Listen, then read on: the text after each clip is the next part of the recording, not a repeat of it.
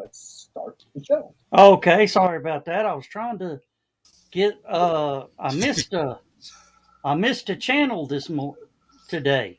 Oh, did you? Yep, had the wrong channel queued up. Oh. Well, vodka being made from potatoes, that explains why Bloody Marys are so good, because, it's just ketchup on French fries. And Now, is it made from leftover French fries or? And it probably doesn't have anything to do with French fries. Specifics on how they've infused the flavor, but and come on, there's no difference in the flavor of curly versus crinkle. It's all a matter of texture and shape. Yeah. And salt. Oh, salt. Yes. Yeah, I'm salt. sorry. They really need to call them curly Q fries, because when I get some, they're all so broken. It's just a bunch of comets. Yeah. Now I can't stand them. I will tell you something to pour on the curly fries. It just absolutely is the topper. You pour the Arby's sauce on the fries. Oh, the horsey sauce? No, the Arby's sauce. Oh, just the Arby's sauce. The barbecue. Lewis freeze up on us. Well, his audio's off. It's kind of glitchy. I had a Zoom meeting last night. It went perfectly. I think it's StreamYard. It could probably might be. I had to go and reboot so that my audio matched my video. Otherwise, I'd look like a badly dubbed Godzilla Japanese movie here. Yeah. I'll start using the laptop, see if it's any better. But yeah, whatever you switched to last week was perfect. Yeah. That's just it. Oh, I went to the iPad. That's right. Yeah. I think so, yeah. Okay. Oh, and we have a Carl. Hi, Carl. Hey, Carl. Welcome back. Welcome to the show. Let me go ahead and change over to the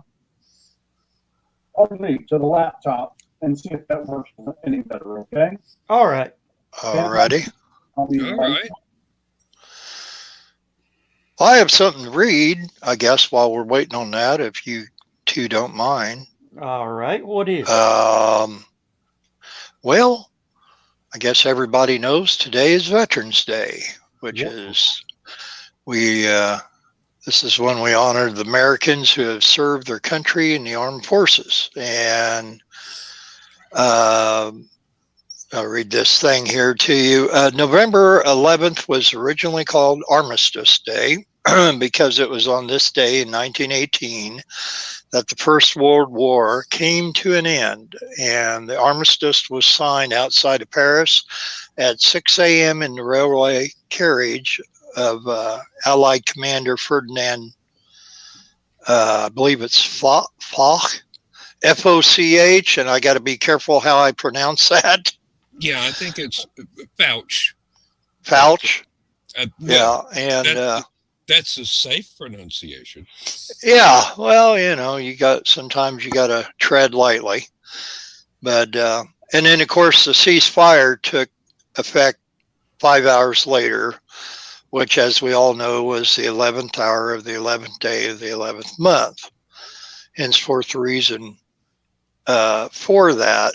And then also on this date, in 1921, President Warren G. Harding dedicated the Tomb of the Unknown in Arlington National Cemetery. And on Memorial Day, 4 unknown soldiers who have died in the First World War have been exhumed from American cemeteries in France. The caskets were laid out in a City Hall building in Calais.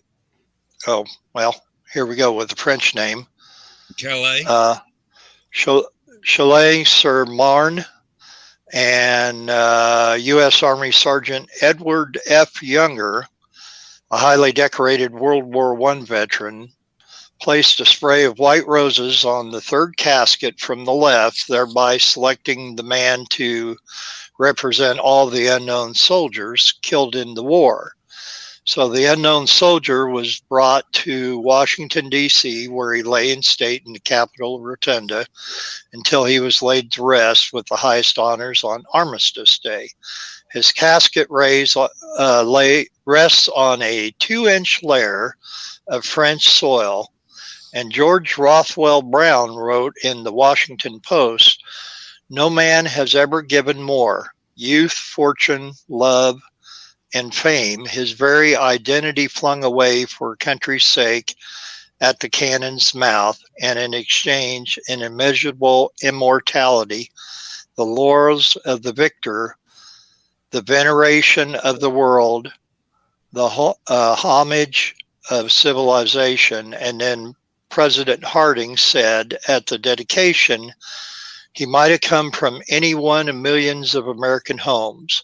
Hundreds of mothers are wondering today, finding a touch of solace in the possibility that the nation bows in grief over the body of one she bore."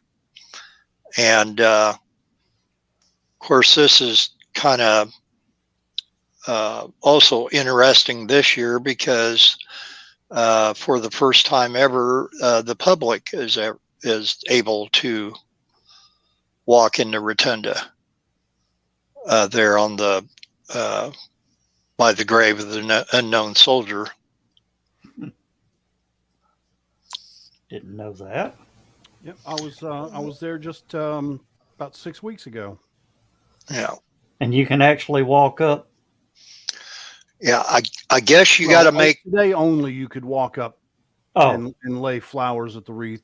Starting tomorrow, the old guard's back on the job. okay. right. Yep. Taking the 21 steps. Yeah. Yep. And Armistice Day is still celebrated in England, I know for sure, because my wife is English and she's been watching all the stuff going on over there. She's wearing a poppy and she's getting sentimental about missing her dad, who was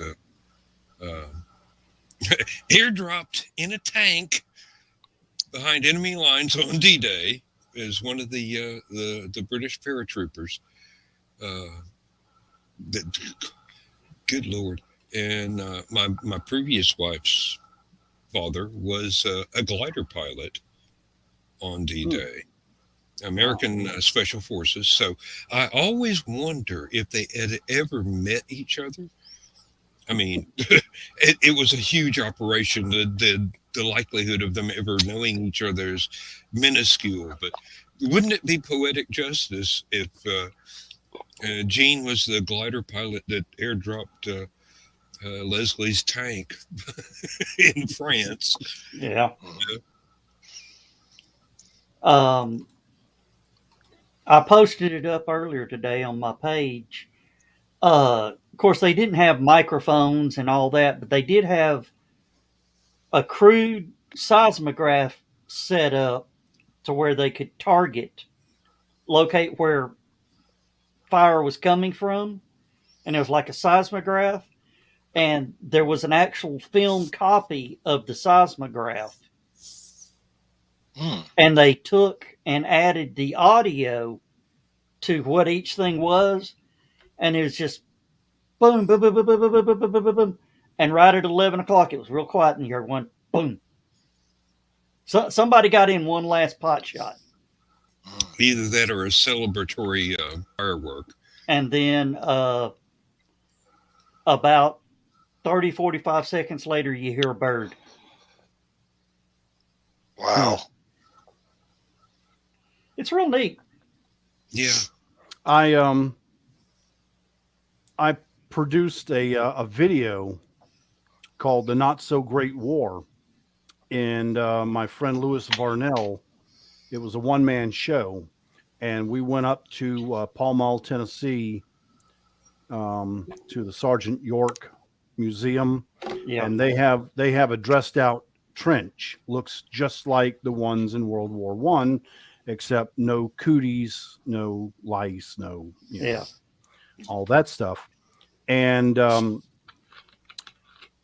he does this one-man show. He's supposedly bringing replacement troops up to speed on why they're there, how the war got started, how, you know, all the different technical innovations, including the machine gun, the tank, tear gas, all that stuff, how all that was developed, the airplane, all that was developed for the use in war during World War I. And then, you know, he gets them ready for this final, you know, pep talk, and then they're about to go up into no man's land, and all the guns go silent, and a messenger comes to him and says, they just signed the treaty, the war is over. And when I was doing, you know, obviously there weren't really any munitions being set off when we were filming, so I had to do Foley sound effects, and it was in the last minute or a couple of minutes of his pep talk, I'm bringing all these different bomb and machine gun sounds and all that's in mortars up to a crescendo, and then it drops out. And to that point, it's like 25 minutes long, but to that point, you start getting ear blind, you know, to the noise, to the background noise, and it's just almost natural now. And then when it drops out, it blows your mind. Yeah. And it's like, holy shit, that was a lot of activity. And now where'd it go? So. And a Facebook user says, thank you for your service. Must be talking to you, Lewis. Well, you're welcome. As a veteran, I mean, I appreciate that people recognize the service, but it's always kind of, you know, especially when it's somebody you don't know, like cashier or waitress, like, you know. Yeah. What do you say? Thank you for recognizing. So I appreciate it, but yeah, it's a little weird sometimes, because I mean, I got out of the Navy in '82, and you know, for 20 years, nobody gave a rat's ass that you were a veteran. Yeah. And then, you know, Desert Storm on, veterans were being recognized after that. And so. Yeah. Hi, Danny Joe. I think the, shall we call it indifference, just to be polite? I think that started back during Vietnam. Oh, definitely. Yeah. Oh, yeah. Which is shameful. But yeah, and during Vietnam, it wasn't indifference; it was downright disgust. Yes, indeed. And okay, now I'm out of sync again. Yeah, I noticed that. How am I sounding? Oh, you're perfect. Much better. Much better.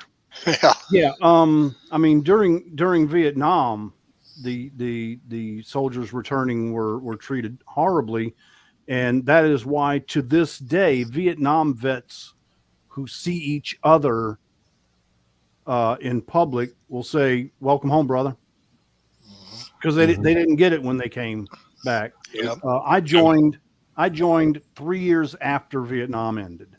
Yeah. So, well, 2 years if you think about it, because I was delayed entry. But yeah. Carl says some of them did. Well, no, I'm not saying that all Americans didn't give a rat's ass. I'm just saying that was the general. That was the vocal general majority. Yeah. Obviously, you know, the family members, the close friends, they welcomed them back, but the general public just didn't embrace the returning soldiers.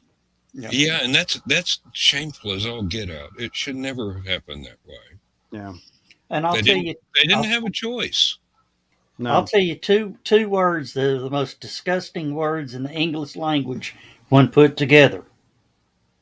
Homeless veteran. Yeah. Yeah. That's tough. Mm-hmm. It certainly is. and a lot of it's not their fault. I mean, it's that they don't know how to almost deal with none of people. it is their fault. Matter of fact, I would be willing to say that none of it is their fault. No. It's just that was one of the most traumatic experiences that anybody could go through. Any kind of war, any kind of battle, any kind of active combat has just got to really rack your brain over the coals, and then you come home and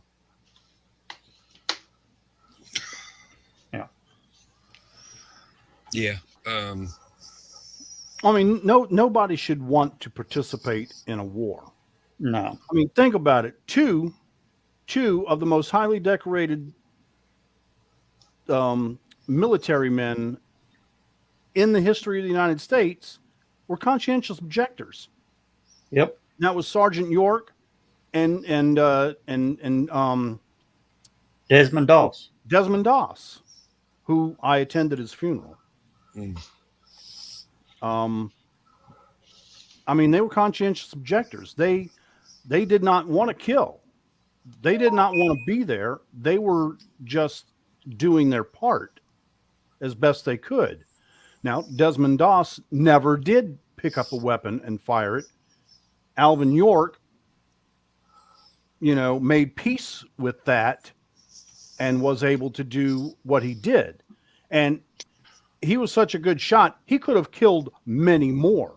He killed as many as he needed to get that German unit to surrender.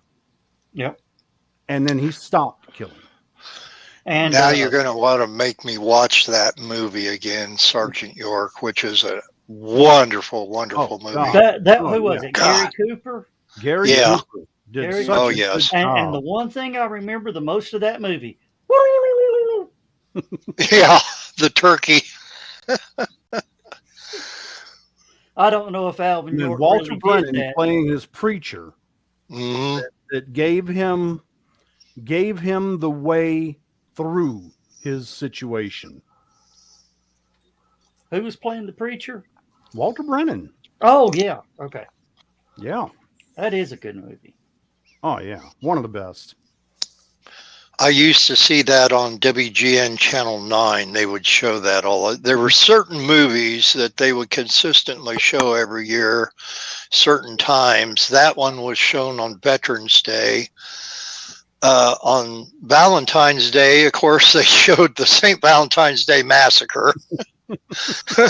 Why not? It's a Chicago station. And, but yeah, I always look forward to it. Sorry, smartass remark. I'm going to suppress. This is not the brain room.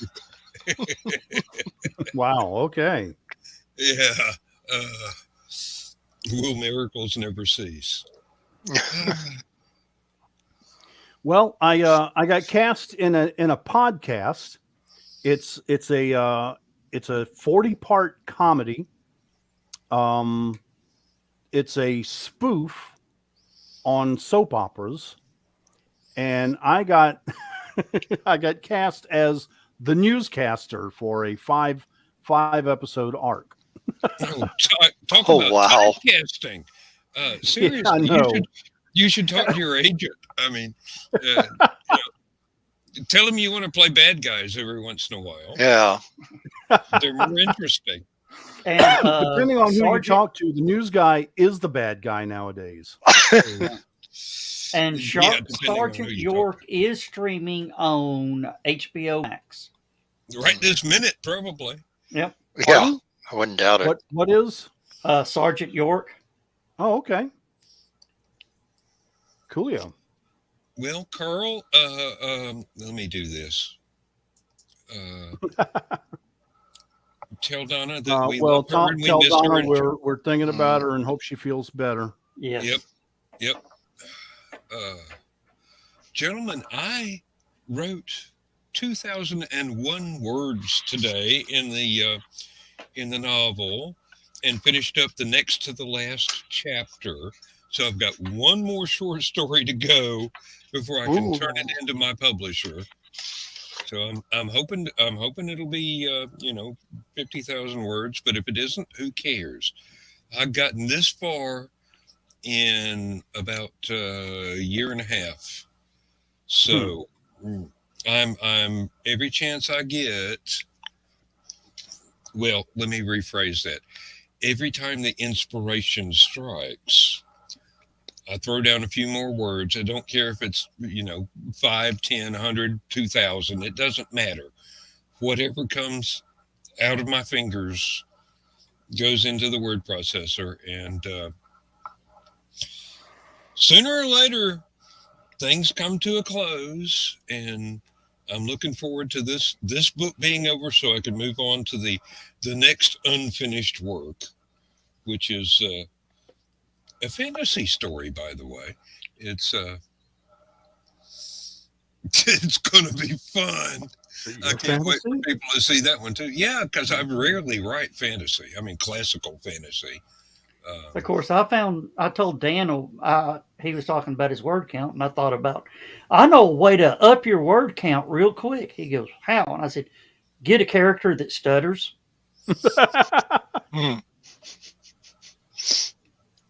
You're right, Joe. I could write that many words too, but it'd probably all be the same word. Yeah. Well, Carl, I think the only problem with the quantity of words is distinguishing between a short story and a novel or a novella. Mm-hmm. People want to write a novel, so you got to have a certain word count to reach that. I don't know what it is. It's over 50,000. Let's see. Frankly, I don't care if it's 10 pages. If it grabs my attention and makes me think, I'll read it. Well, for me, and just the way I work, 4,000 to 8,000 words is a almost a full story, or a good chapter in a longer story. Mm-hmm. I have worked a lot of times with flash fiction, which is like 1,000 word limit, which is really, really good for teaching you how to pare things down and just get the bare necessities in there to tell the story you're trying to tell. You don't have a lot of room for exposition or a lot of descriptive stuff going on in the background. You've got to get the action right there in the dialogue and just trim it till it bleeds and get in under that limit. And that taught me an awful lot about what is necessary and what is not necessarily necessary, but what is extra set dressing, setting, and setting the stage for what it is that you're trying to do. They're different word lengths are they all have their own different requirements of how tightly you have to edit things, and editing is one of the big things in all of this. But if you have a long enough word length, you can go ahead and describe the smell of the flowers or the sound of the birds in the background. But if you're focused in really tight on what that little bit of action is for a very, very, very short story, then you've got to trim away all the excess descriptives and get right down to what actually matters for the story at hand. Yeah. I've thought about writing fiction, but I've been a journalist all my life, and I've always had to pare things down to the bare essentials to tell a story accurately. And I mean, when I'm doing radio news, my stories are 20 to 30 seconds long when written. And when I'm writing for the newspaper, it's 750 to 1,500 words. That's it. And I'm like, yeah, I'd start out writing a novel and be finished 5 pages later. Yeah. Well, there's nothing wrong with that. There's nothing wrong with that. But I have to allow myself the time to be descriptive. Yeah, that's the thing, is when it's right to be descriptive and when it's right to be, what's the word, terse. Yeah. You would probably have a natural advantage in your experience in editing what you write. I think I would probably be a better editor than a writer, simply because I'm used to paring things down to the essentials. But I wouldn't sell myself short if I were you. You probably, if you were allowed the extra word count and weren't limited by a specific word count, you could probably go all out and be able to elaborate on much more of the background and the backstory, which are two different things, and everything in a scene that sets the scene, instead of trying to get just the major points across. Yeah. Your writing style would probably be very, very well done, but you'd have to let yourself go every once in a while. The only long form writing that I have attempted so far is my memoir. And it was originally titled "May I Have My Mulligan, Please?" Because I started writing it in the middle of my divorce. And so I felt that I needed a mulligan. Well, now that I'm happily 13 years past my divorce, I'm going to have to rename it. But I basically just wrote it to give something to my kids, to give them some stories that maybe I couldn't tell them in person. You know what I mean? Wink, wink, nudge, nudge. And it starts out, the thought of writing an autobiography is, to say the least, the last thing I ever thought I would do. For one thing, I never thought I'd live this long. No, really. I was born in 1960, raised during the Cold War. I was so sure that we'd all be incinerated by the Soviets. I figured that if I lived past puberty, I'd be lucky. Secondly, I'm not famous or in any other way newsworthy. I just want to put down on paper an anecdotal history of my life to pass down to my children and their children, so that maybe somewhere along the line, one of them might figure me out. And, so that's the preface and the way I started it. And so, but this is the only time that I've ever tried to get creative writing like a novel. As winters go in New Orleans, this one was average, not terribly cold, but always the high humidity driving the cold straight to the bone as if injected by a hypodermic needle. It was 1960. Dwight D. Eisenhower was president. Richard Nixon was his number 2. And a young buck from Massachusetts named John F. Kennedy declared his intention to run for president. The average yearly salary was just more than $5,000, but that was okay because you could buy a loaf of bread for 20 cents. A gallon of milk was $1, and a brand new car could be had for a little over $2,000. The gas to run it was a mere quarter a gallon, and the 17th Winter Olympic Games were just beginning, and hip people were listening to the Twist and Teen Angel on the AM radio. Roy and Melanie Lee were living in a small but comfortable home on Bank Street with their 2 sons, Lane Randolph and Roy Perry III. Lane was 12 and Roy was just 6. It was very late on January 17th when Melanie decided it was time to go to the hospital. So anyway, but that was my attempt at scene setting and descriptive writing. So. Oh, it was very good. It was very good. Thanks. We'll see what my kids think when I finally give it to them. in my will. Yeah, I was about to say that's the only time The my will kids is are going going to to come see mine. with a bound copy of this. Yeah, it would be advisable to make it a bound copy because if you put it in any digital format, it'll probably be obsolete. Exactly. Well, Oh yeah, I'm going to what have you it do is printed. you make a codicil in the will that the lawyer has to read it to them before they Oh. ever find out what they get. Which is nothing. Yeah, I know. They get nothing. You get everything I've got left, which is nothing. Dan, Yeah, why do you give me such bad ideas?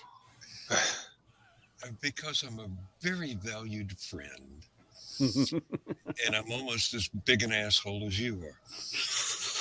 Hey, I figure my kids are going to get from me what they gave to me. Okay. In that case, I owe my kids a hell of a lot more than what I'm going to be able to leave to them. My kids gave me a hard time, man. Mine have given me 30 years, 50 years of joy. But, Well, you're a lucky man indeed. well, I mean, it wasn't all. Let's say 50 years of scattered moments of joy, okay? Some of them, well, they learned better as they got older. Yeah, my oldest is 41, and she's pretty much on her own, but the other two call me when they need stuff. Mine know better because I ain't got nothing I can give them. They know they're not going to inherit anything because I ain't got nothing now. Lewis, one day they'll stop calling you, and then you'll wish they had started again. Well, I just wish they would call me and not ask for something. You know? And now Just Joe like Dog they got is this track phone commercial on right now where the salesman is inside this giant cell phone and he's out on this plaza talking to people about the track phone plan, and the phone that he's in is ringing and it shows mom, and he tells the guy that he's talking to, hit delete or hit cancel. I don't want to talk to her. I'm like, that just pisses me off. Yeah. I would give anything in the world right now to be able to talk to my mom. Mm-hmm. Yep. Tell her how right she was. Yeah. But then, and then Denise says, well, maybe we ought to write a letter to track phone. I'm like, nah, I don't want to be that guy. Yeah. I don't want to be the overly sensitive jackass that ruins it for somebody. Even I though just my mom privately seems to be mad and never batshit use track crazy phone these days, I still Now- enjoy talking with her.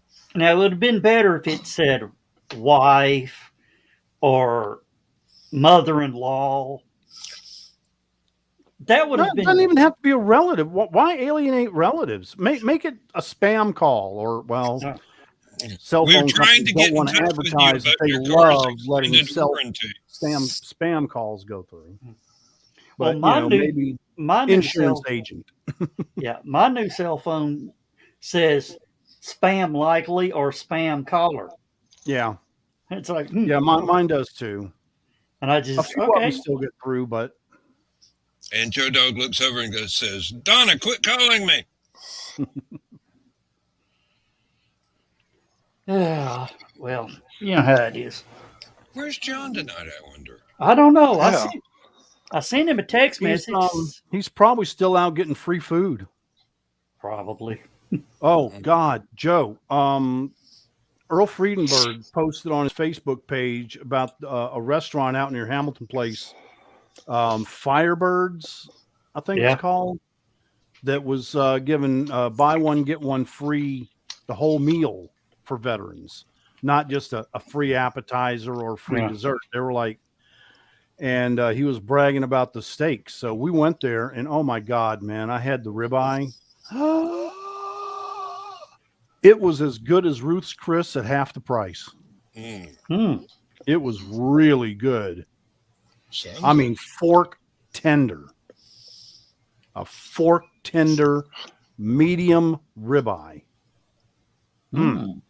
It was Sounds like good. $23 for the 17 ounce. So that's more than a pound of steak cooked to perfection for $17. Sign me up, son. I'll be Sounds back. good. And of What course, I've you been- had Arby's for lunch. No, I did not go to Arby's for lunch. I went to Hardee's for Oh, breakfast. Hardee's. Yeah. Is that what it was? Yeah, it was Hardee's in Fort O. Yeah, and the Six Cab Museum and the Modern Woodman organization were pitching in to pay for our breakfasts. What is Modern Woodsman? I don't know. Hold on a second. I've got they gave me a cap. And on the side it says Modern Woodsman Fraternal Financial. I'm like, what? So I don't know. It's a free cap, and I got crappy hair tonight, so let's just go ahead and give them some free pub. They What must I've have been really given wondering- something. What I've been wondering is how long will it be before HallowCon loses Megan's services, because she opened her own restaurant and is now a multimillionaire. That woman can cook. Oh, yes. Oh my God. Look, anybody out there listening, go to HallowCon. Thank Megan for food. She deserves it. And next year we'll be working side by side. Oh yeah, that's gonna be a double header right there. Yep, buddy. Oh, Well, I got work to do on the grill because one of the hinges broke on the way home, so it was flapping going down the freeway, no. Oh, and the whole roof is racked. So I've got to, ratchet strap and You know anybody that welds? $119 at Harbor Freight. I was going to say you could learn. Well, I just can't arc weld. hmm. I could be around flame, but not that electrical stuff, Oh, yeah. unfortunately. And I always Danny, wanted to take up welding, but Danny now I taught can't. me about how to use a Lincoln welder, so I never was very good, but I was enthusiastic. I don't need to weld anything. It's just I got to get it twisted back so I can get the wing back on. Yeah, but when you twist it, you're probably going to need to tack weld a couple of repairs. Oh, once I get that wing in there, it'll be fine. Okay. Oddly enough, I can't think of anything that Joe Dog would be likely to own that wasn't twisted in some way. And Hey, this is why I keep being invited back, people. Cargos, and that was the day I found out I could not weld.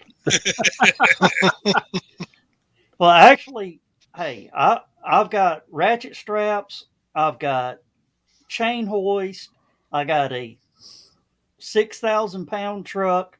I can get that thing stretched back into shape. And believe it or not, there's not a weld on that thing. It's all bolted together. I believe it. Mhm. I didn't build it, but You're beginning to wish you had. yeah. Well, we do need to have one of these art friends of ours do a logo for Grillzilla, Yeah. Mr. Talker. I can just imagine that, actually. Not that I'd be able to produce a logo, but I can see an image in my mind that these things they will have to go on the back burner, so to speak. In this Well, Now, the problem with Grillzilla is he's got those little T-Rex arms. How's he going to work the grill? Waldo's. Well, Hey, I I'm a did. science fiction fan. Long-handled Waldo's. spatulas. Yeah, very long tongs.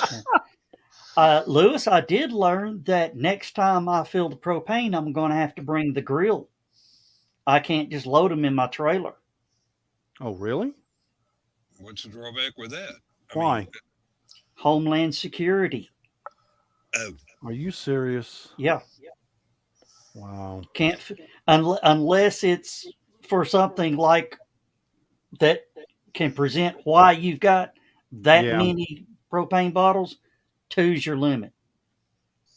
Yeah, just do it two at a time. I'll wait till the last dang minute. yeah, that's part of all of All our right. character. Hold on for just a second. Yeah. I I'm gonna shall wait till the last minute. Does anybody here, raise of hands, see a problem with that plan? Homeland Security has a problem with that plan. Hey Dan. Hey Dan. Yes. How Yes, many Steve. conventions do you know that they're still setting shit up 10 minutes after it opens? All of them. Okay. I shall return. It's just sort of the way it is. But yeah, at least I did write That's just the way it is. the expiration date on the propane bottles now. Yep, that was a good idea. And that way, I've got one upstairs on my grill that's the old style connector. And I'm just going to have to drop it off somewhere and dispose of it properly. you take it to one of those exchange places, Uh-huh. to where they don't, like Home Depot, where they give you a code and they don't inspect the bottle. The door pops open. You take that one out, you put your old one in, you close the door, and you haul ass. Wave to them on the camera as you do it. Because when I had that pop-up camper, Yeah. that 1978 Coleman, Yeah. first time we went to go get the propane refilled on that one, they said, I can't refill this. It's the old style. I had to buy a new bottle. Yep. So Hi, but Michaela. that's when Hey, I found Michaela. the ones at Costco, and it had the gas gauge on it. I was like, oh, this is the way to go from now on. And what I've also found out is I go to the U-Haul down the street from me. There at Hickson Pike and Access Road. It's $3.50 a gallon. Most of them don't take more than about four and a half gallons. If you go and buy a brand new tank, it's $42 and it's only half full. If you go to the No, I don't buy full tanks. Yeah. No, the ones you get at Costco are empty, and then Yeah. you bring them to get them filled, and it's probably, I think I paid $18 last time I had one filled at Ace Hardware. Oh, okay. And Ace Hardware don't fill it up. Ace. No, they did. Yeah, it was within this much of the top, and the gauge read past full. Okay. Yeah, at least the one in East Ridge did. Yeah, there's some places they'll only put 3 gallons in it. Yeah. Now those swap out, the blue rhinos and all that. Yeah. Those are all 3/4 full. Yep. They're never all the way full. Yeah, when I worked at Lowe's, we had more people complain about Blue Rhino than I don't know what. And, we had nothing to measure to see how you pick it up, see how heavy it is. That's about the only thing we could do. And we told them, and then if they brought it back and said, well, this thing is not even half full or whatever, then we just said, well, we'll give you your money back. And if we feel like it felt the same way it did when we sold it to them, then we took it back. But I know we ended up getting ripped a lot of times because of it. But, what are you going to do? Well, I get the Blue Rhino, and the first thing I do is cut the label off of it. Then it's my tank. Yeah. And when the tank date runs out, I go swap it out for a new one. In fact, I did that for 2 tanks this year and got one that was made in February of 2021. That one's good for 12 years. When they would come in to Lowe's, pull their truck up, switch out the empties for the full ones. One time, one of the guys dropped one of the tanks. Didn't know that he did anything, and he threw it all into the cage. And then later on, somebody comes walking in and says, I just walked by your propane cage and I'm smelling something out there. And he nicked it just right. And the leak, we had to pull every single one out of there to find the one that was leaking. Hi, Ace. Hey, Ace. I suppose I missed when everybody said hey to Michaela. Yeah. Yep. That was right as you left. Hey, and Ryan Permission is here. Hey, Ryan. Hi, Ryan. Well, hey to everybody I missed. Yep. Hey to Goober. Well, as I was unloading our kegerator yesterday, I keep the CO2 bottles in the kegerator. As it was rolling down the ramp, one of them fell over and hit just right and cranked that sucker halfway open. There ain't nothing like a brand new full CO2 tank doing this in your backyard. Oh boy. Talk about dancing in the streets. And me trying to catch it to save. I don't feel like paying another gas. Do what? Save that expensive gas. No shit. Stuff costs more than propane. It shouldn't. We're trying to get rid of it. Yeah, well. Ryan's asking us, how do we collect comics back use for trade and why? Well, Ryan, I don't. That's the other show. This is not the right show for that. I haven't collected comics in over 40 years. Yeah. The only comics I buy are back issues. And the only reason why, Ryan, I can give you that answer pretty easily. They were ones that I either had or wanted and didn't have, and then because I didn't have the money, and now even some of those I don't have the money now because they're so freaking expensive with the collector's value. Mm-hmm. But that's the main reason. I gotta wait another 10 minutes. I got a good joke about inflation. But I gotta wait another 10 minutes. Oh, you're waiting for the suspense to build? No, I'm just waiting for the 10 o'clock. 10 o'clock. Oh, 10. Yeah, prime time. Yep. Yeah. Ryan, I used to collect comic books, and I had something like 11,000 of them at one time, and then I got divorced, and suddenly I had maybe 5. So, 5,000 or 5 comics? 5 comics. Oh, geez. Yeah, there were things there that I had been collecting since comics were 12 cents a piece, and they almost all went by the by. And the ex-old lady was driving a new car. No, she wasn't, because she's stupid. She spent it all on basically nothing. And I think that's poetic justice because. And Ryan is asking who would be the next doctor after Jody leaves / gets fired. Rupert Grint is my choice, but I would not count out Jody Comer. I want Benedict Cumberbatch. He's getting too old. He's too famous. Yeah, but they've had a lot of old doctors. Yeah. But you know who Jodie Comer is, don't you? No. Killing Eve? Not a clue. Oh. You got to remember, I don't have television. Killing Eve is a BBC show. Well, Lindsay probably got it on her BritBox, but yeah, she's never watched it, so I've never heard anything about it. Yeah, Jodie. I remember the name. Yeah. Yeah, she could play all sorts of different roles of characters. Who would be the next Doctor? We will not know until that happens. Uh, Who would we want to be the next Doctor? Mm, Several people who are no longer with us, actually.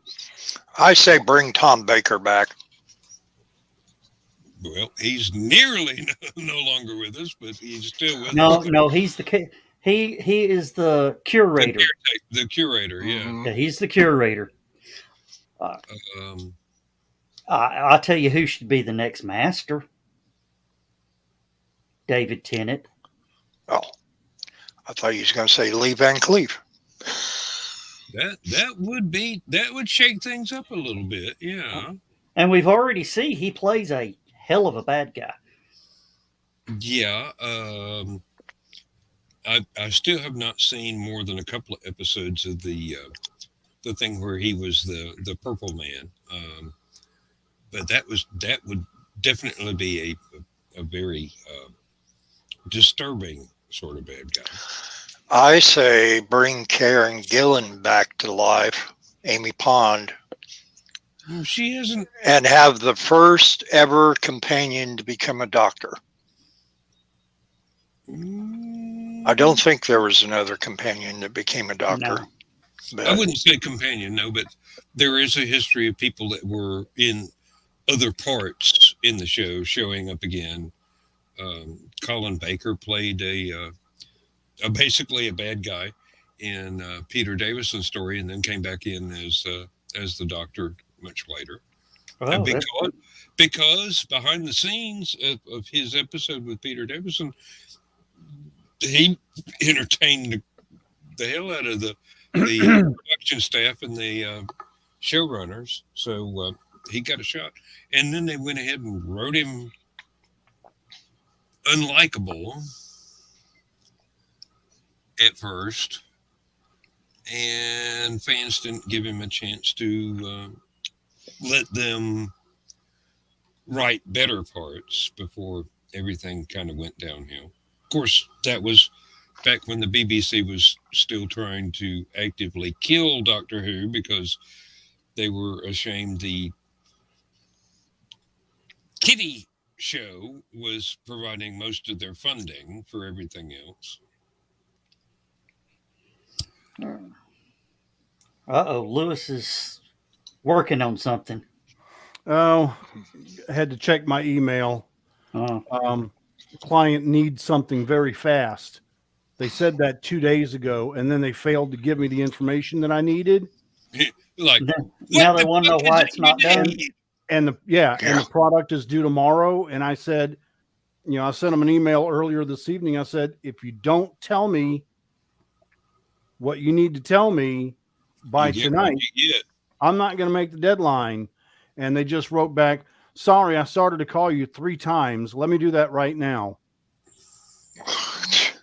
And the phone still has not rung. Nope. But she finally put in the email what she needs. So. Oh, okay. Good grief. Oh, okay. Good night, Carl. All right, old man. Good night, Carl. Carl, you have a good one. Hope. Tell Donna we said hi, and I guess we'll see you tomorrow night in the green room. Yep. Oh, well. Dan, did you see this? I will be home enough to be late enough to be late for the green room, but I still want to watch Drinking with the Davies too. So I'm going to miss that entirely because I don't get home early enough. But So you didn't go back to your regular shift? You're still on the rotate? Yeah. What happens is management works Monday through Friday. I was working night shift Thursday through Sunday. So if they've made a decision on anything, I won't know about it till tomorrow, and I go and check my mailbox at work. And even then, they might not have made any kind of executive decision yet. The only thing I can hope for is the little girl that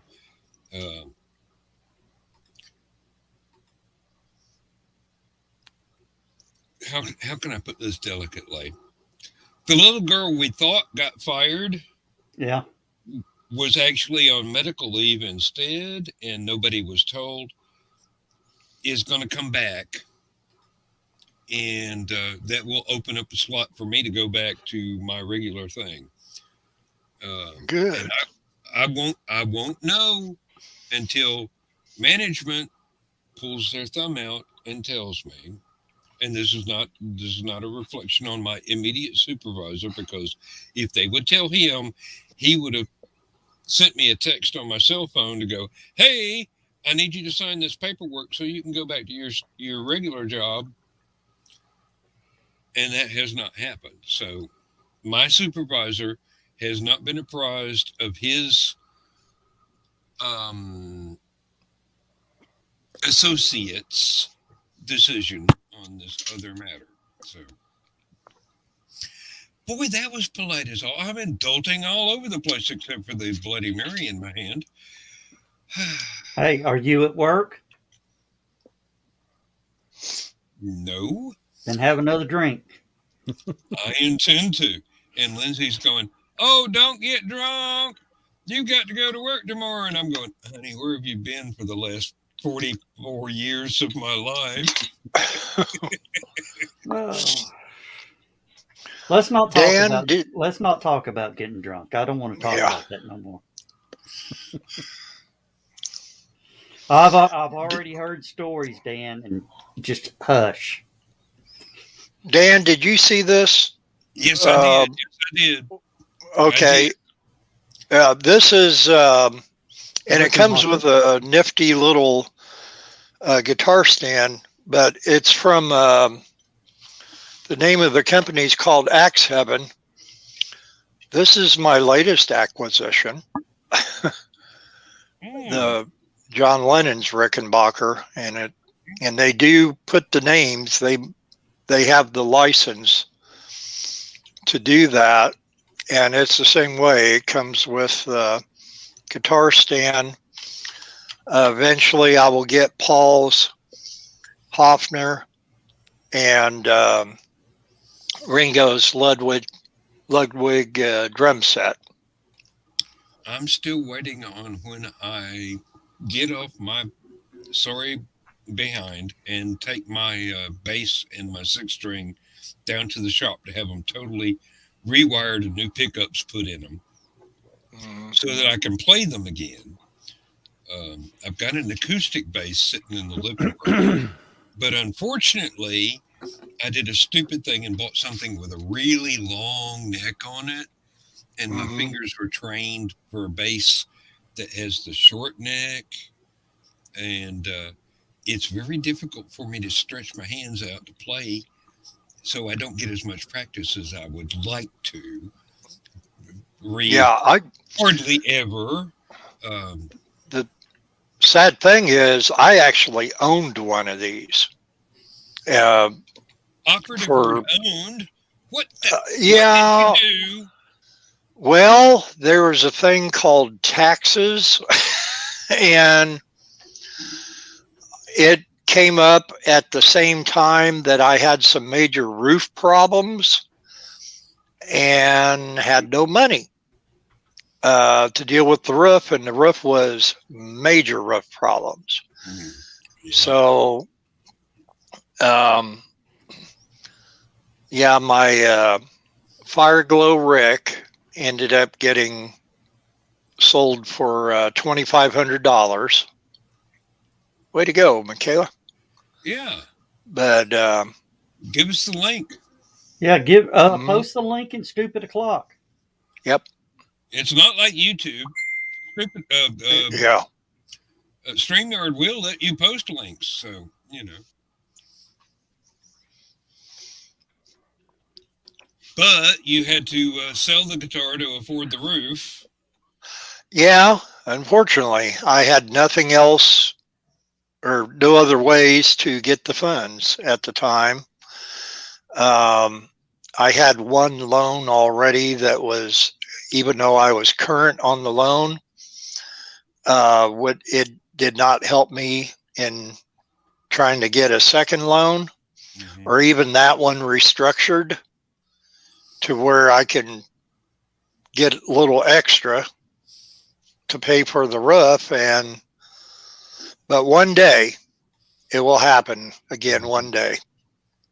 And, but I'm torn between two levers, either to get another Rick like that one or to get a Fireglow 4003 Rickenbacker bass, which I used to have the Ibanez bootleg version of that back in 81, which I wish I still had that, because that was an unauthorized copy of the 4003 Rickenbacker.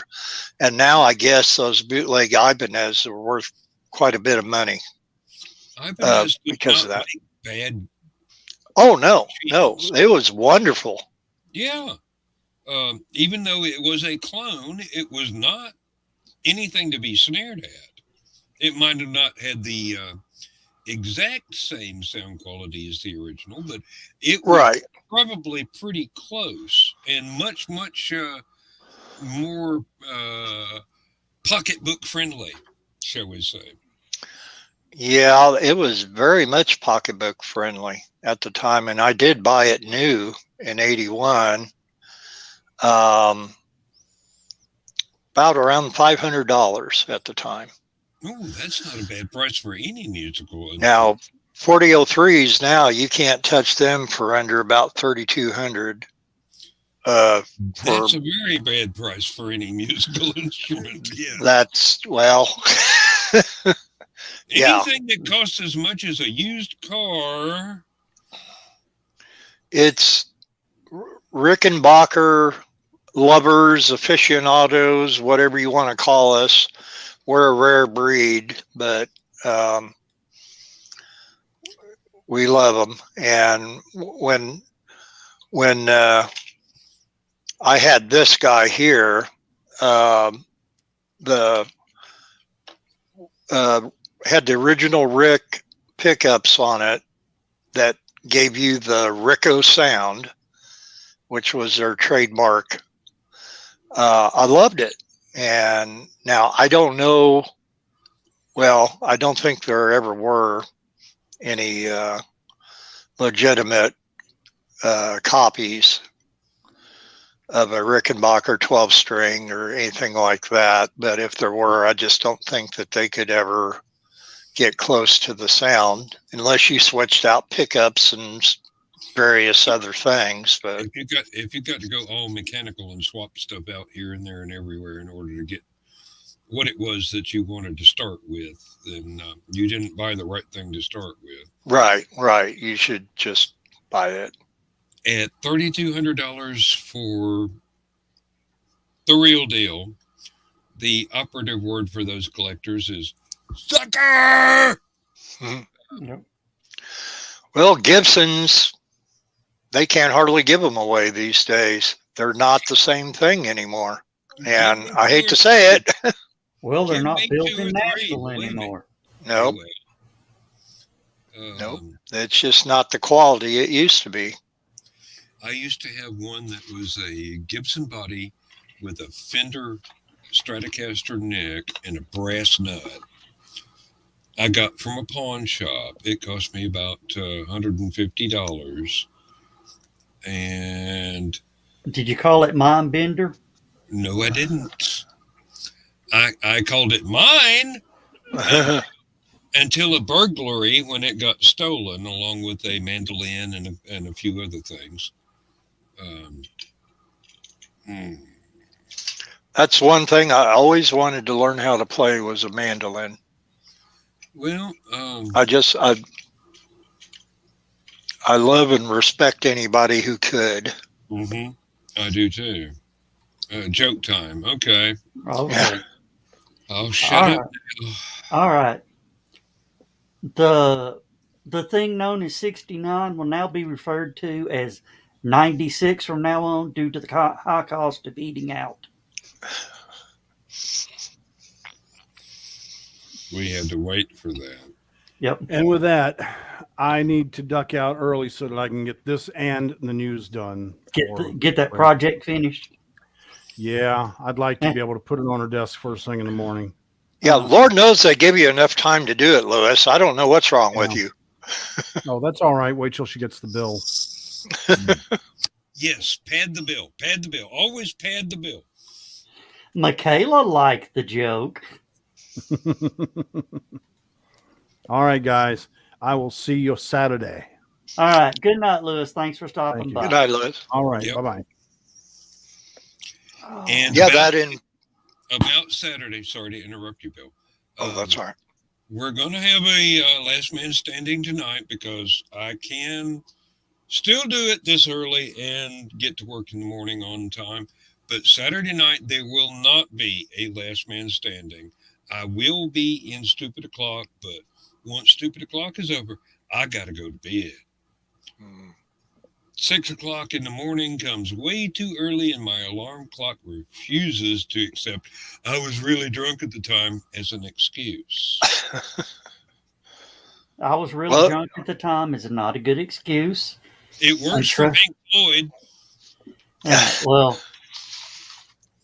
Dan, I heard I sort of acted a fool Sunday night. Really? Where did you hear that? You're going to have to be more specific than that, Joe. I just found out Bourbon is my friend. We get along way too good.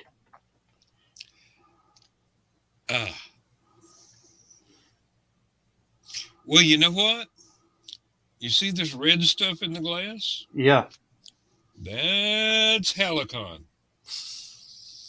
And not only have I got what I got Sunday at HallowCon, or Monday. Was it Monday? Sunday. We were trying to empty out everything, but I went and got 1 pint of vodka to make Bloody Marys, and I went ahead and got an extra bottle of Bloody Mary mixer just so that I didn't be tempted to make them 50-50, so I'd run out of both at the same time. Otherwise, I might not wake up until like Tuesday. Yeah, I sort of think I had fun, and according to John, I tried to send John a text on Chris's phone. Oh, okay, yes. This was the Ooby Dooby text, yeah. Yeah.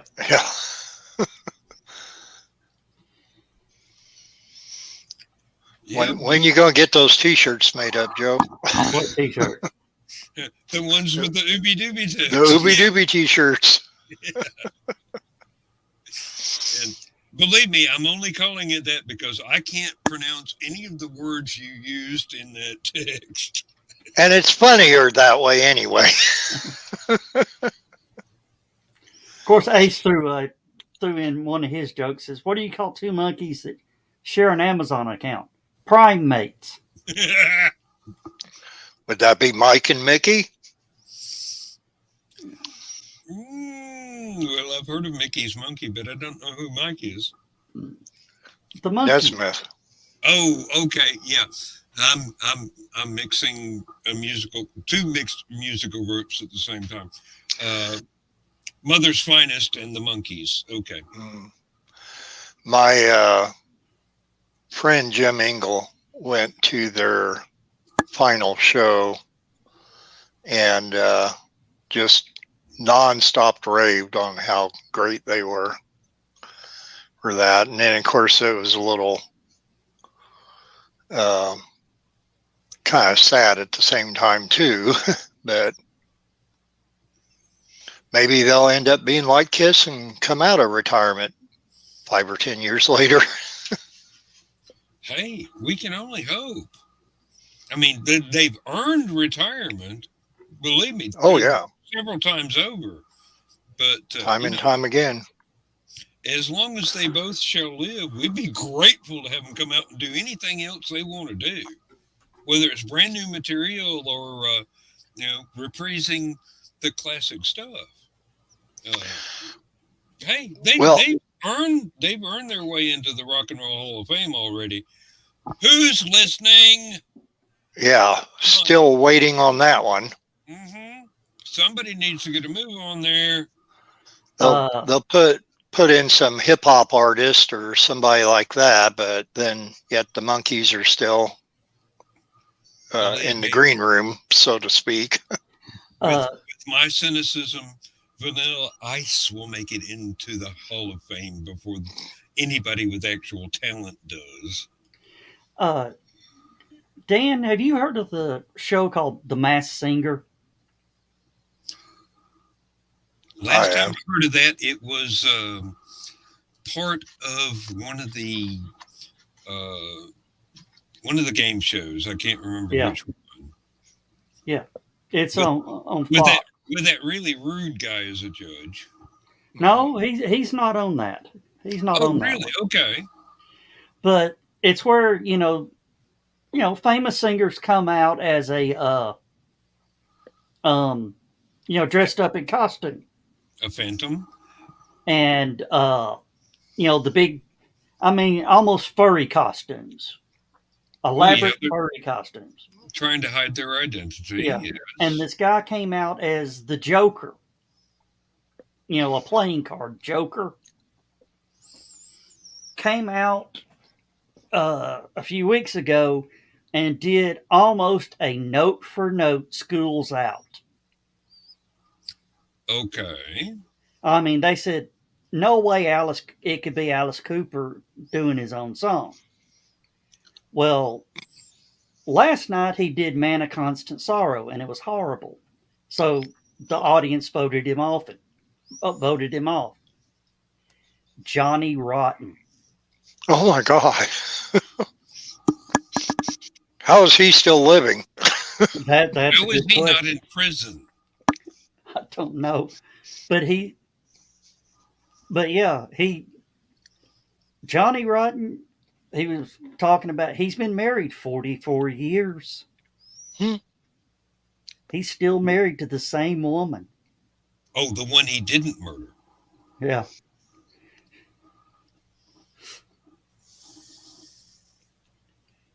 But yeah, this is the stink eye, folks. Yeah. But I think that's some star quality. What is he? The grandfather of punk rock? He's one of them. I think he's the either him or Iggy Pop. No, punk rock goes on way beyond his first appearance anywhere. Oh God. Okay. Live and let live. Some bitch ain't killed nobody else since way back when, so Well, he must be drinking the same Kool-Aid that Keith Richards is, I guess. That just shocked me that he's still alive, let alone. Keith doesn't share the good stuff with very many people. Yeah. Him and Betty White and Keith Richards. Keith Richards and Betty White and what was it that Keith Richards says? The key to good highs is trust in your pharmacist. Yeah. Yeah, well, when Willie Nelson is your pharmacist, I think you can really trust in whatever you get told. Hell, I'd walk past Willie's bus at Riverbend and damn near got a buzz. Hey, whiskey for my men and beer for my horses. Which is a really good video, by the way. Who would want to ride a horse that had so much beer? Somebody that wanted a gentle ride, most likely, and one that took time out for frequent restroom breaks. Hey, horses do like beer. Kill it, kill it, kill it. Another dead soldier. Not for long. This regimen is going to be reinforced. Uh, And I have to go face my wife going, "Oh, don't get drunk. Don't get drunk. You got to go to work, honey. It's me. It don't matter. I can lock the door to my lab and nobody will ever know until lunchtime that we I'm all even at three work." got a message at the same time Yes, we did. Mm, from Blake giving us a thumbs up. Hi, okay. Blake, if you've tuned in. Blake, get your ass in here if you tuned in. In any Oh, case, I shall return with a drink that is not empty. all right. Well, you don't have too many. You saw what happened on that little bit of bourbon I had. Joe Dog, I Yeah, am a professional. yeah. I do. Don't try this at home. All right. Obviously, I am not a professional. I'm drinking Dr. Pepper, but it's real Dr. Pepper with cane sugar, Neither am I. apple juice. Well, it's apple flavored Fiji apple flavored water. Oh, water. Okay. And I was drinking my vitamin water all day, so I kind of earned the Dr. Pepper. I texted Laura. I told her, I said, this is about the first bottle of pop I drank in a month. And they have cases of 4-packs of these, which these are just 12-ounce bottles. And they pop up at our county market grocery store every once in a while. And it just happened to be in there. And right now, the Mexican Coke that I love so much in the big 16-ounce glass bottles are MIA because of all the stuff going on the West Coast with all the shipping containers and that. There's Keisha A. Hi, Cup Keisha. saying, hello, beautiful people. Keisha, I think you definitely need to get your prescription checked on your glasses, but that's beside the point. But Bill, I saw something report. One of the reasons there's such a shortage is there's 22,000 less truck drivers on the road right now than in 2019. Yeah, and what I heard today on BBM that they were going to try to, I guess, alleviate that problem a little bit by loosening up restrictions on hiring. And then my first thought is putting people behind an 18-wheeler on busy 4 lanes that maybe they're not ready to do yet, just to try to get this product pushed out. Well, I'm my CDL finally expired out last year. I used to be a CDL driver, and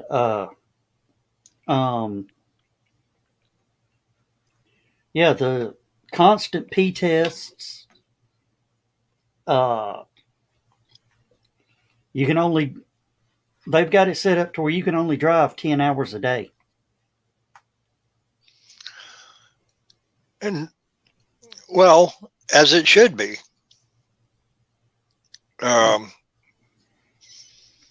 There were a lot of people getting hired in, and I'm not saying 30 years ago or anything like that, but more recently, that really did not have, I won't say the expertise, but just enough training to be behind the wheel. And then you had all the accidents or people driving for 18, 19 hours to try to push it.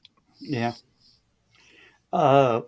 Michaela says, wonder why did the truckers quit, get fired? A lot of them have quit mainly because of lawyers. Yeah, lawyers and everything. Yeah, the lawyers have found out the commercial, if a tractor trailer hits a 4-wheeler, It's an automatic $20,000 settlement. And they're getting 40%. So lawyers are out there with flags trying to get truckers to hit other cars. Just about. Well, and if a 18-wheeler does hit a 4-wheeler, the chances of the people in the 4-wheeler surviving that are very low. You have maybe 4 or 5 serious wrecks that are caused by the truck driver. The rest of them are Yeah, the 4-wheelers. 400 or 500 wrecks caused by people in cars and whatnot doing stupid things, and the truck driver cannot avoid them in time. Yeah. That's why a lot of the trucks now are, a lot of the trucking companies are requiring dash cams. Mm-hmm. Catch the idiots in the 4-wheelers. Well, and they're putting limiters too in the truck, so they can only drive so fast. And they've been doing that for years. They've been doing that for 40 years. They actually, when I worked at Lowe's, that was one of the first things there.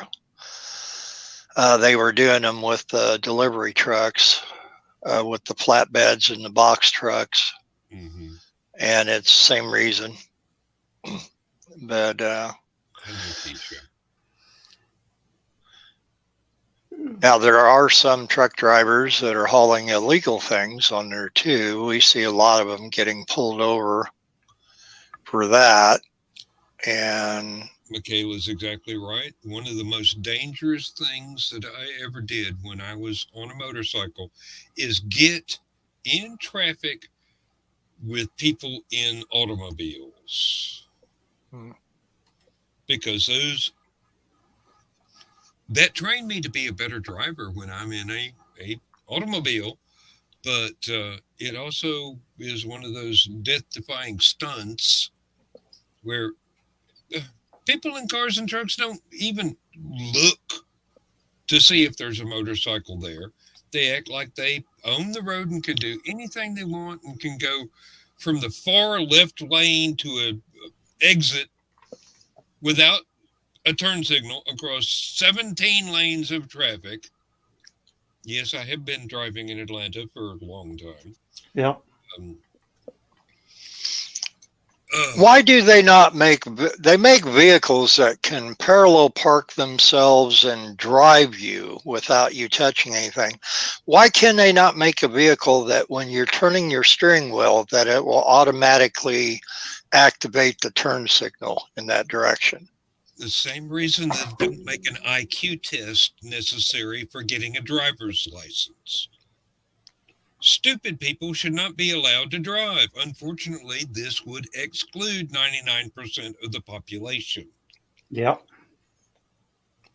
And they're behind the wheel of everything, whether it is 4 wheels, 18 wheels, 2 wheels, it doesn't matter. It doesn't matter even if it's got wings or rotors. Stupid people. Stupid people breed. Yeah. We see that every time we go to Chicago. I'll tell you, it's a different world altogether up there. Hopefully you're not seeing the breed on the sidewalk, but I wouldn't put it past them. Well, IQ test to be parent. Yeah. Oh. I'm afraid the insurance against accidents on that one would be far too high.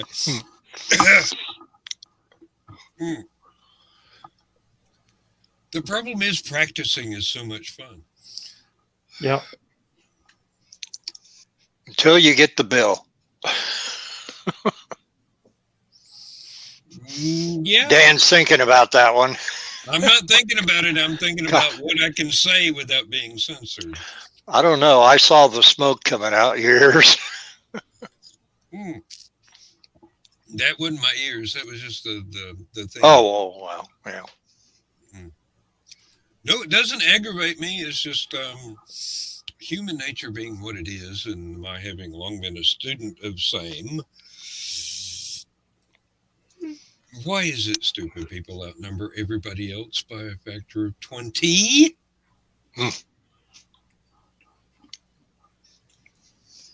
Hey, no, Joe, it's not your fault. You raised smart kids. Got you fooled. Well, comparatively. Oh. My daughter's learning how smart I really was growing up. When she was growing up. Because she now has teenagers. Revenge is sweet, said the Joe Dog. She said, you know that part where you told me that if I did this, that this was going to happen, that's going to... I said, yeah. Well, you won't believe what Mary Beth did. I'm going, I don't even want to hear it. I don't want to hear it. No. I believe it. Don't tell me. Don't tell me. Don't I tell don't me. want to know. I don't want to know what I already know. Just Really. Repetition is so boring.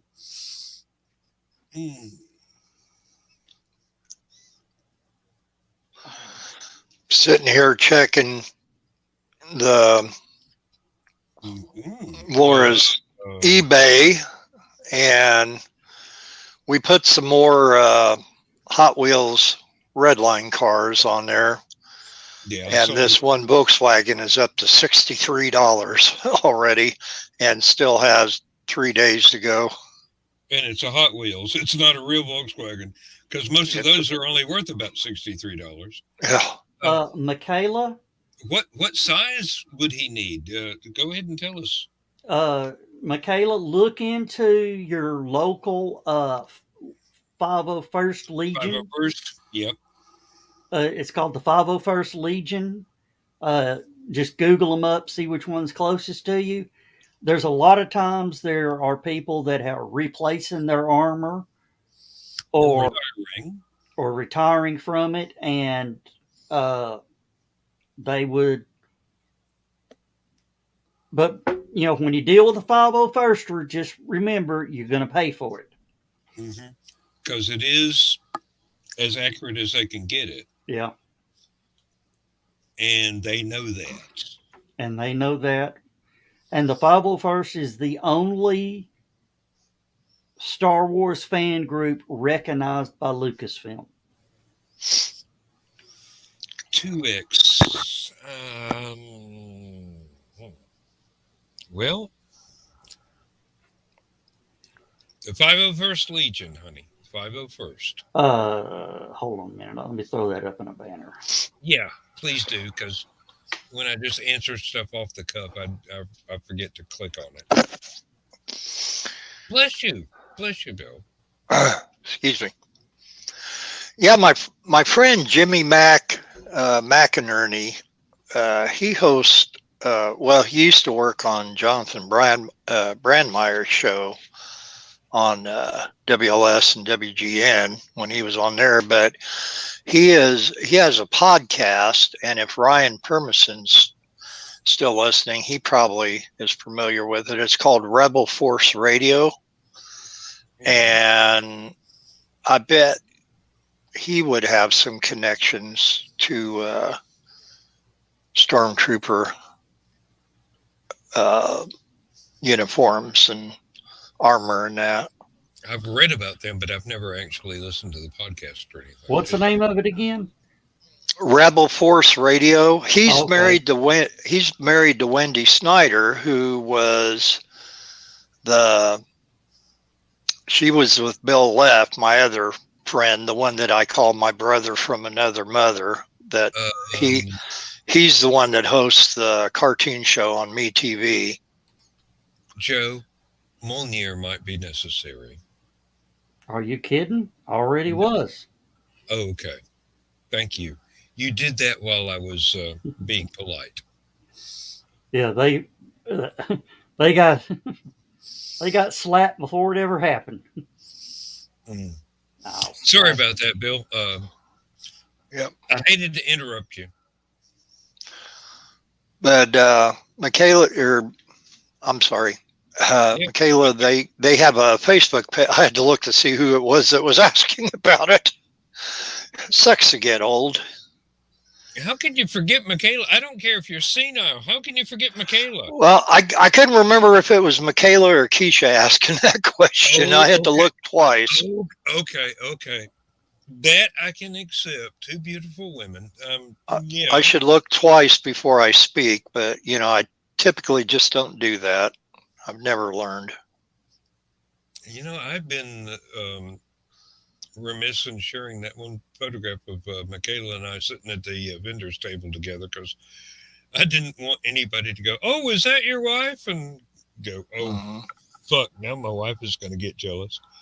No, she wouldn't. Oh, the 501st is worldwide. Yeah. 501st is everywhere, like savoir-faire. Yeah. And that's a cartoon reference only Bill will get. And when you see a bunch of stormtroopers anywhere at conventions, there's a 501st group there. Mm-hmm. Yeah, I think Jimmy was inducted as an honorary friend of the 501st. And then what was the other one? The 104th Wolf Pack, I think, was the other one. Oh, Michaela, no, you didn't get me in trouble. Lindsay's not jealous. Don't worry about it. She knows I'm trustworthy, and she knows that my friends would not make any sort of attempts to get me in trouble besides Joe Dog trying to get me to speak out of turn and get banned from Facebook or something, just as a joke. But no, don't worry about it whatsoever. I just didn't want people to think that you were she, because two beautiful ladies could be easily confused by the uninformed. Besides, without you, I wouldn't have sold $100 worth of books. If you weren't sitting next to me, nobody had paid me a bit of attention whatsoever.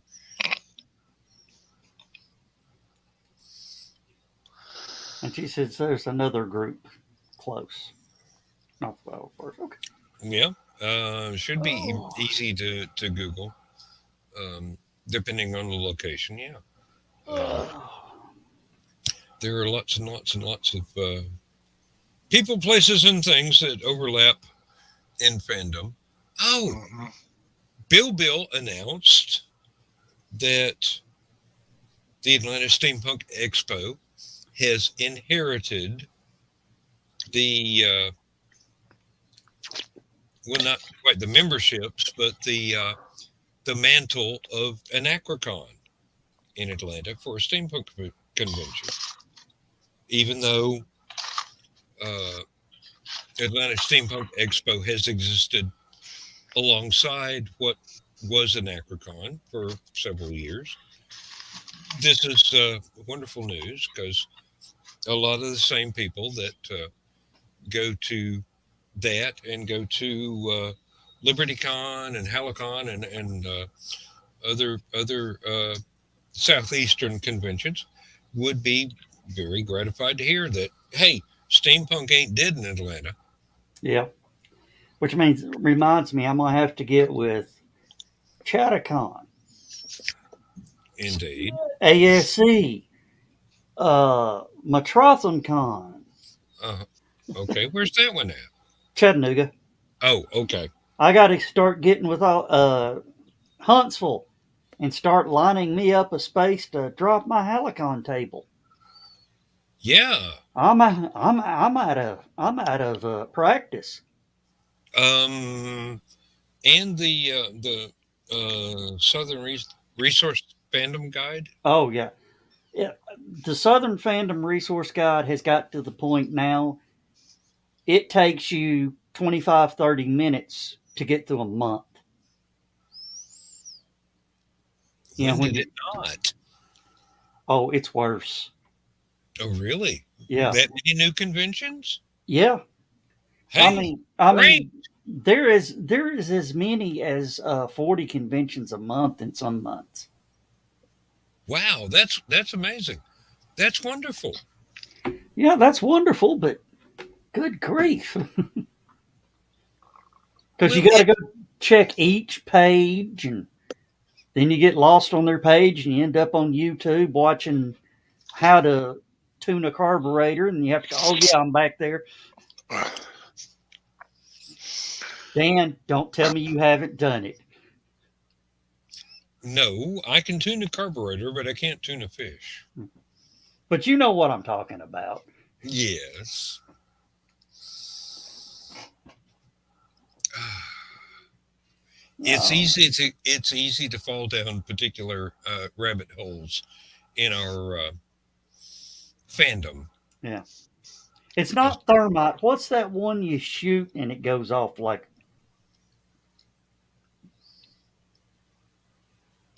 tannerite?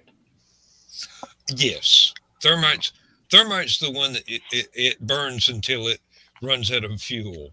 You know. Tannerite is the one that goes boom and throws a refrigerator door back in your face. I watched this one where a guy had to tear down his grandpa's old barn and says, this is going to be stupid. There was 50, 60 pounds of tannerite in the old barn. What the? Mm. When the dust cleared, the barn was gone. So were the next two counties. Sounds like Downwind. something from an episode of Dukes of Hazzard. Yeah. Oh, believe me, Dukes of Hazzard was far smarter than to play with tannerite. Tonight on the Dukes. We blow the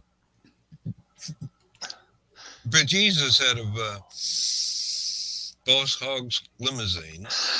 And the dynamite stick on the arrow does not. Yeah.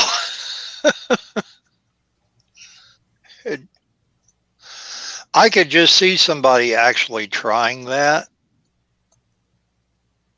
and to see how far it would go. And then they're turn around, oh shit, and run the other way.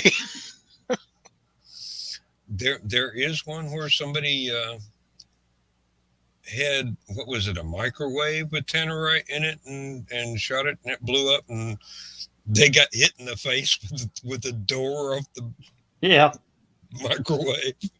It just whap. That'll teach you. I think the funniest one I've ever seen was on Mythbusters. Oh, what did they do? They built the you've seen the sawdust and the road flare cannon? Yeah. They use coffee creamer. Mm. Knowing what happens to grain elevators in the Midwest when dust is entirely too thick.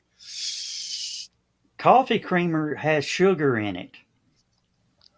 Oh my God, sugar's an accelerant. When it went off, you could see them running up a hill to get away because it went boom and just kept getting bigger and bigger and bigger. And they're like, oh. There is a formula that uses sugar instead of charcoal for Gunpowder. Yeah. Mm-hmm. And the reason is the same. It's providing oxygen for the oh bugger, what is that you get out of manure piles? I can't remember the name of it right now. Nitrates. Yeah, the ammonium nitrate. can't remember the exact word for it, but it's something. Yeah, let's just not talk about it. Yeah. Um, evidently, sugar is a form of carbon for uh, gunpowder is actually viable, uh, but you do need to play with the chemistry of the rest of the formula, which I'm not going to reveal. You have to read Lord Calvin of Otherwhin and for that one, or All and you got to do is watch the Gorn episode of Star Trek. Shit. Yeah.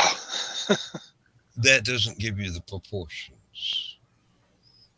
Well, it does in very, very rough form. It doesn't give you The finer.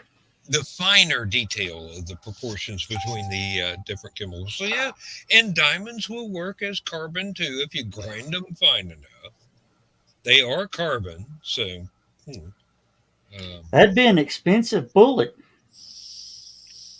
Well, if you had that big a lizard chasing you, you wouldn't care how much it cost to shoot it. I thought he used the diamonds as the projectiles.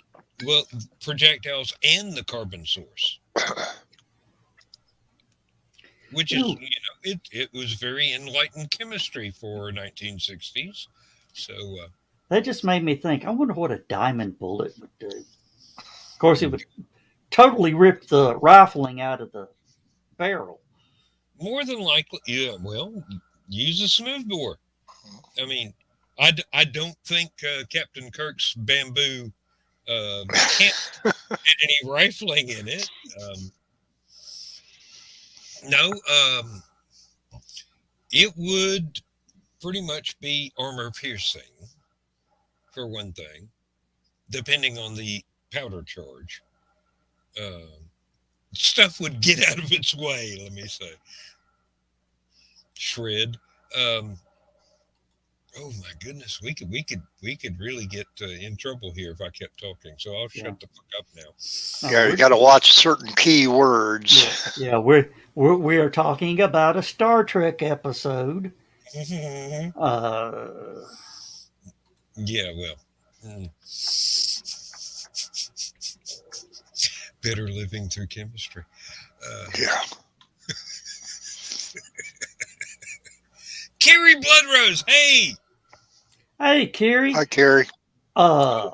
It was so nice meeting you at HallowCon. Thank you very much. Thank you. Season 1, episode 18. It was called Arena. Yes.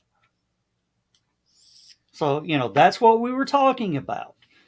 Star Trek, yes, indeed. Star Trek.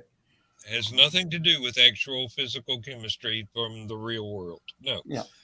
That was all fantasy, and no one should pay any attention to it whatsoever, even if you're a prepper. No. Yeah, you can blame Gene L. Kuhn or whoever wrote that episode. Damn, I don't remember who wrote it. I used to be able to name those all, the writers. Mm-hmm. For classic Trek, I was never able to do it for Next Gen or anything else. But Yeah. I had read the... Frederick Brown was the writer. Oh, wow. Fred Brown. Yeah. Dan, maybe you could answer this question. I saw when DC Fontana passed away, one of the, I can't say they're that Blazicek, the two artist brothers from LibertyCon. Okay. Blazicek, that was their aunt. I did not know that, and I can't pronounce their name either. But you know who I'm talking about. Yeah. I did not know that at all. Well, they don't play off of it. They don't try and capitalize on it. No. I'll be right back. Okay. And Kiri, the young lady that was with you, please convey her my respects as well. She was a lot of fun to talk to as well as you. Yeah. And, Evelyn is our Atlanta cheerleader. Evelyn? Okay. Yeah, her name's Evelyn. I should remember that, but somehow or another, I doubt that I will, because I am of an age. Hey, I can't forget it. Evelyn is my mother's name, a very close friend's name who moved out to Arizona, and my granddaughter. I can't for I've got no excuse, Hmm. right? My only excuse is I'm old and stupid. Okay. Um, You've had too many screwdriver or Bloody Marys tonight. this is only the second one, and I'm mixing them really, really weak. And dang it, Carrie and Evelyn need to hang around for the dead dog party after the dead dog party. Oh, they would have had a blast Yep. when we were cleaning out everything, and the not only the jar got passed around, but Chris's secret stash of Statesman bourbon. that bourbon. Oh my God, that that was like if Irish Mist had some cinnamon in it or something that just burned on the way down. I mean, this made Fireball look like a fizzle. Well, Lord. all I remember is telling Chris, no, quit being stingy. More. That's about all I remember, and then it sort of buzzed away. Yeah, well, you didn't start saying that until he was down to about this much in the bottle. I know it was damn near full when you showed up. I know, but I was there. Um, it's my fault. I drank it all. Wait until next year. Oh, Ace, you ain't ready for HallowCon. We ain't waiting until next year. We're going to start at LibertyCon here in a few months to gear up. And let me ask you this: if you got hungry at HallowCon, how long were you hungry? Average time was about 15 minutes.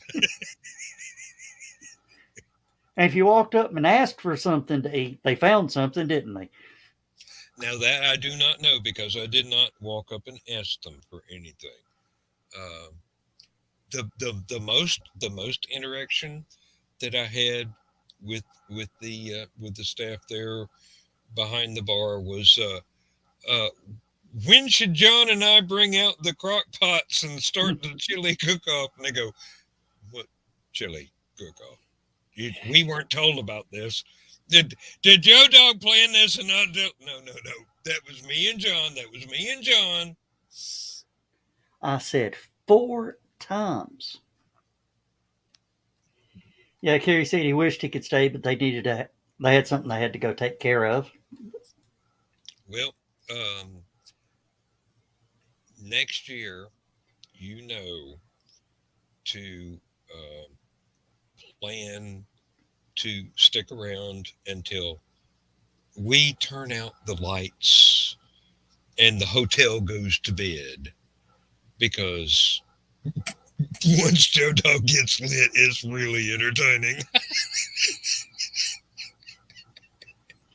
I'm not an asshole drunk. Have you noticed No, you're that? not. You're not. You're a very affectionate and loving, intoxicated person. You turn into your inner gentle soul, which you try and hide during regular business hours, because sometimes you've got to be a jerk Yeah. because people are being jerks and you've got to respond in kind. But when it's just you and the people you love, you kick back and you go, I love y'all.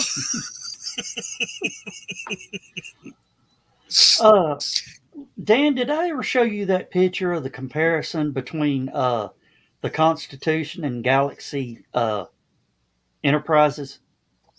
You might not have, but I have been watching a lot of the. I actually don't remember the. Oh yeah, yeah. Now that one I have seen, but you didn't show it to me. I've seen it on someone's video. Yeah. The saucer section is 3 times the size of the Constitution.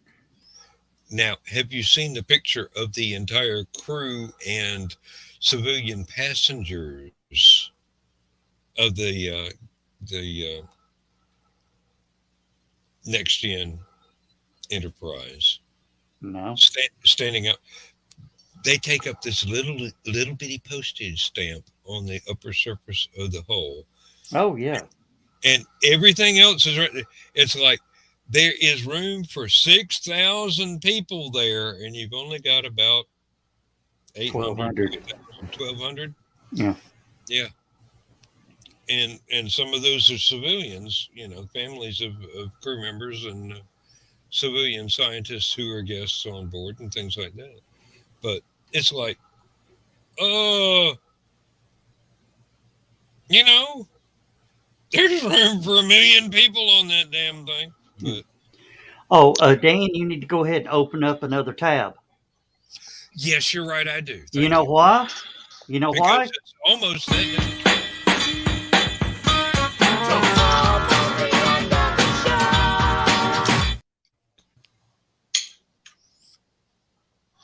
You are absolutely right. And I was having such a good time that I forgot. Yeah. And I'm not going to jump in. I'm going to tap out. They got me on a new blood pressure medicine, and it actually helps me sleep. Wow. And it's called Damn It All. No. Close. Holy crap! They got gave me 3 refills on it too, so I'm good for a while. At least 2 weeks. Yeah. Well, I'm going to step away and go to the necessary. I shall return before the show is over. Hurry back! You got 4.5 minutes. Know how these old men are. Oh, I didn't think I was going to get back in time, but just one of those things. But now, did they already put the link in Messenger for his show? No, they didn't, but I will do a quick cheat. Okay. Here. I figured I better ask while we were still here. Are you on phone or are you on computer? I'm on my tablet right now. Okay, so. But if you do it in the Stupid O'Clock Messenger, I can tap into it from the tablet. Okay, I just didn't want to start clicking everybody off, but. Yeah.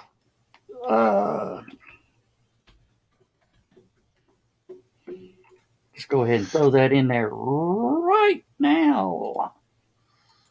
Ping. Okay. There we go. Yeah, I went to get in. I usually tap on one of the old links to check my microphone and my camera and everything. So I'm not constantly doing this. And yep, there's the ping. And it wouldn't let me do it. And I'm like, what the heck?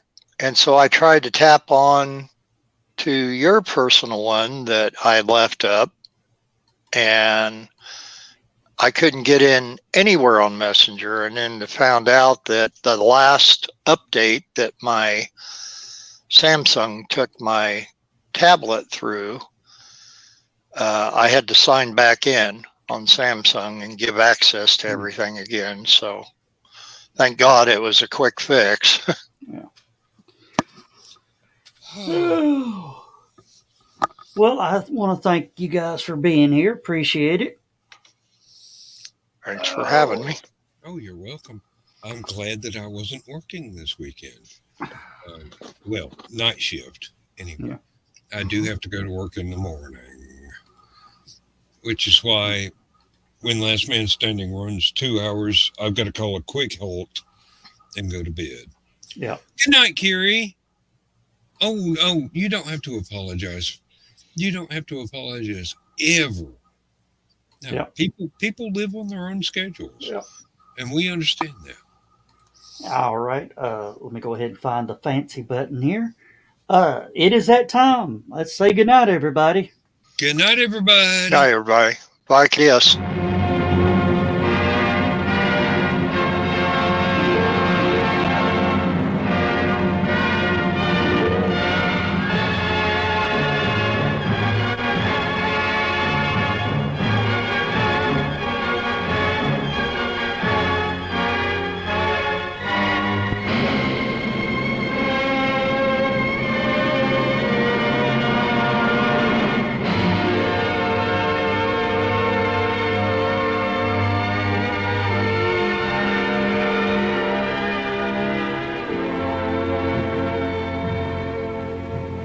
I have slept the surly bonds of earth and danced the skies on laughter-silvered wings. Sunward I've climbed and joined the tumbling mirth of sun-split clouds and done 100 things you have not dreamed of. Wheeled and soared and swung high in the sunlit silence. Hovering there, I've chased the shouting wind along and flung my eager craft through footless halls of air. Up, up the long, delirious, burning blue, I've topped the windswept heights with easy grace, when never lark nor even eagle flew.